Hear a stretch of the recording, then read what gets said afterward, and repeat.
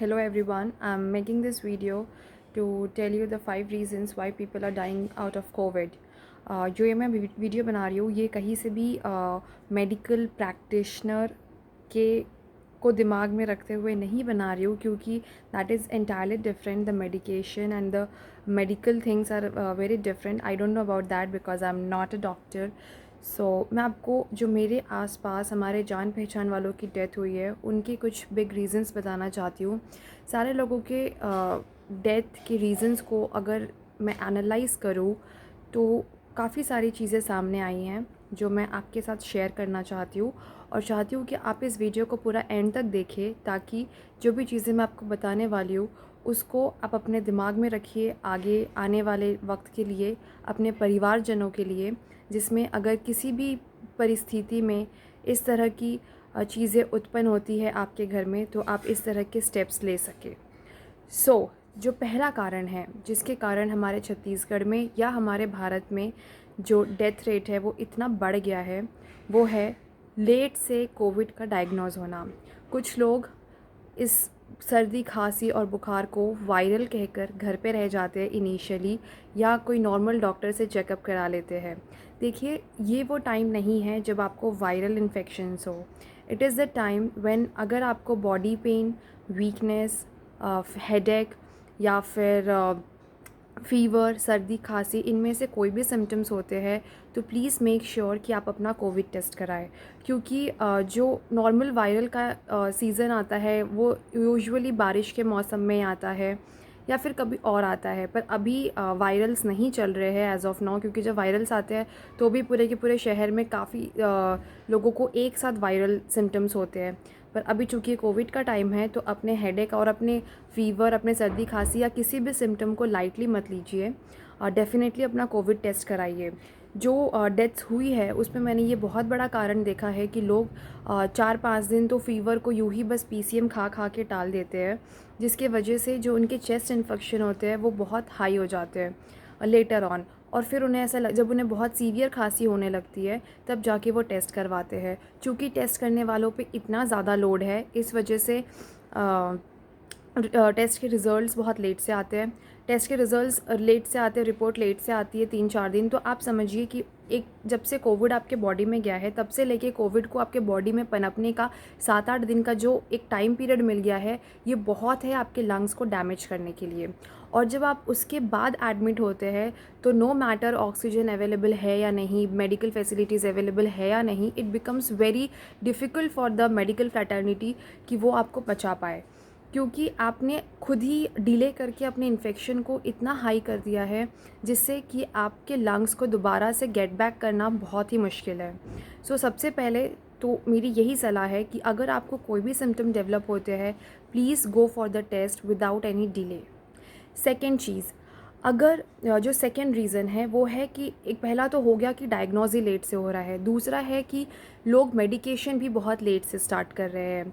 Covid अगर starting में diagnose हो जाए, स्टार्टिंग में ही मेडिकेशन इसका मिलने लगे तो इस बीमारी से कोई भी इंसान आसानी से उठ सकता है, और दुनिया से नहीं अपने बेड से ठीक होके उठ सकता है.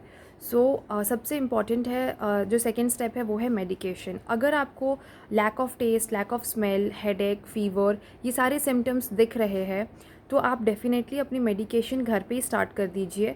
क्योंकि आपका जो टेस्ट तो करवा ही लीजिए, बट जो टेस्ट रिपोर्ट आने में जो टाइम लग रहा है उसकी वजह से भी काफ़ी लोगों की तबीयत काफ़ी ख़राब हो जा रही है वक्त के कारण. तो आप अपना मेडिकेशन बिल्कुल स्टार्ट कर दीजिए. इसमें जो मेडिकेशन के लिए जो मेडिसिन्स है, अगर किसी को कोई स्पेसिफ़िक बीमारी नहीं है तो जो मेडिकेशन है it is same for everyone. मैं दवाइयों के नाम नहीं लूँगी, but it is definitely available in the internet. और जो भी इससे पहले कोविड से आपके जान पहचान में ठीक हो चुके हैं, आप उनसे मेडिसिन्स के नाम पूछ सकते हैं. बेसिकली इसमें जो जिंक की टैबलेट है, जो विटामिन सी की टैबलेट है, it is common for everyone. इसके अलावा एक 2-3 एंटीबायोटिक्स है और कुछ एक चेस्ट इन्फेक्शंस के लिए है. ये बहुत ही बेसिक दवाइयाँ है जो आपके बॉडी को यूजुअली भी लेने से बहुत ज़्यादा कोई ख़तरा नहीं करती है. मेडिकेशन में डिले बिल्कुल भी ना करें. और ये तो 2 रीज़न्स हो गए जिसके कारण हमारे यहाँ पे डेथ रेट बहुत हाई है. जो थर्ड रीज़न है वो है लोगों का ये ना मानना कि उन्हें कोविड हुआ है। सॉरी, एक्चुअली ये ना फर्स्ट रीज़न पे आना चाहिए था, बट हाँ मैं भूल गई थी, तो मैं इसको थर्ड रीज़न पे इंक्लूड कर रही हूँ। I don't know why people are seeing covid as a taboo and they are not accepting कि दे आर हैविंग कोविड। यार ये एक बीमारी है और इसका ठीक होना बहुत ज़रूरी है। सो मेक श्योर कि अगर आपको कोविड होता है या फिर आपको उसके सिम्टम्स डेवलप होते हैं, तो सबसे पहले तो आप इस बात को मानिए कि आपको कोविड है और मेडिकेशन स्टार्ट करिए और टेस्ट कराइए। सो ये हो गया third reason. The fourth reason is कि अच्छा खाना पीना। आई नो कि कोविड में पूरी तरीके से टेस्ट और स्मेल चला जाता है। मैं खुद भी कोविड पॉजिटिव थी। I was tested positive in this second wave only, और मुझे बहुत अच्छे से सारे सिम्टम्स का एक्सपीरियंस है। तो आई कम्प्लीटली अंडरस्टैंड कि पूरी तरीके से टेस्ट और पूरी तरीके से जो स्मेल है वो चला जाता है। उस टाइम पे हम बिरयानी खाते थे, बट फिर भी हमें लगता था कि हम प्लास्टिक चबा रहे हैं। तो मेक श्योर कि आप अच्छे से खाए पिए, नो मैटर टेस्ट आ रहा है या नहीं। अगर हो सके तो फ्रूट जूस पिए, विटामिन सी वाले जितने भी फ्रूट्स आते हैं उनको खाइए, उनके जूस पीजिए। तो that will help to boost your immunity and that will help your lungs and your body to fight against the infection.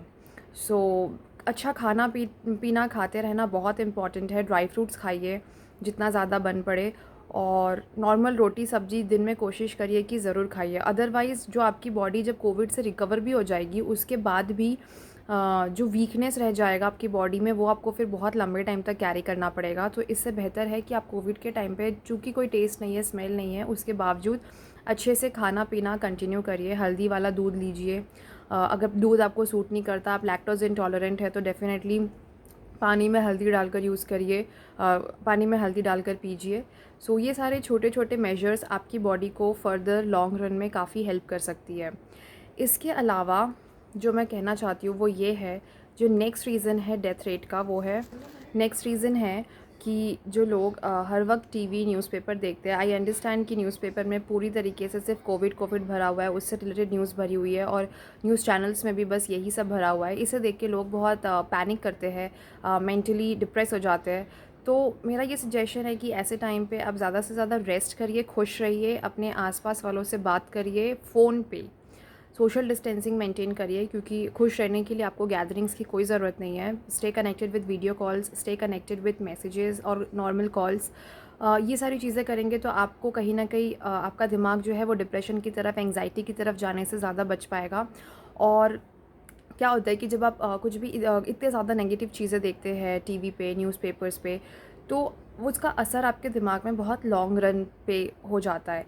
आप अपने आसपास अपने पहचान वालों के इतने डेथ सुनते हैं, इससे ये चीज़ें बहुत ही नेगेटिवली इम्पैक्ट करती है।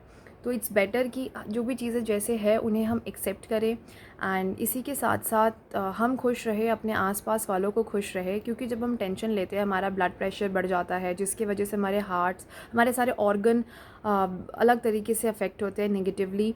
तो ये सारी चीज़ें ओवरऑल हमारे बॉडी पे बहुत ही गंदा इम्पैक्ट डालती है।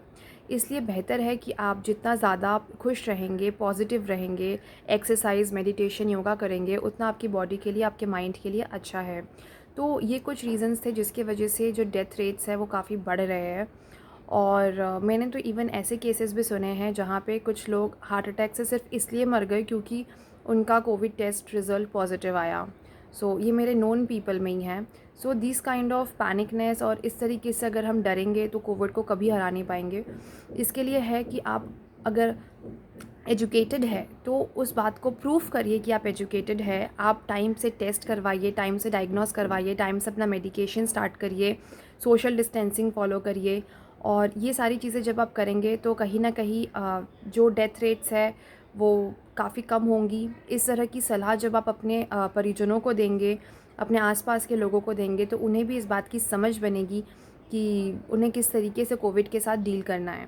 So that's all about my video, and please stay happy, stay positive mentally, because Covid positive लोगों का तो अब वो लोग दिमाग से नेगेटिव हो जाते हैं।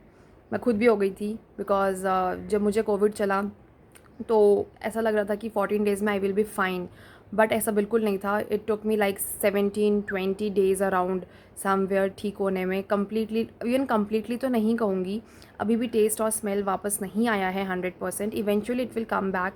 रिसर्च के अकॉर्डिंग इट इज़ लाइक कि 3-4 मंथ्स में वापस आता है.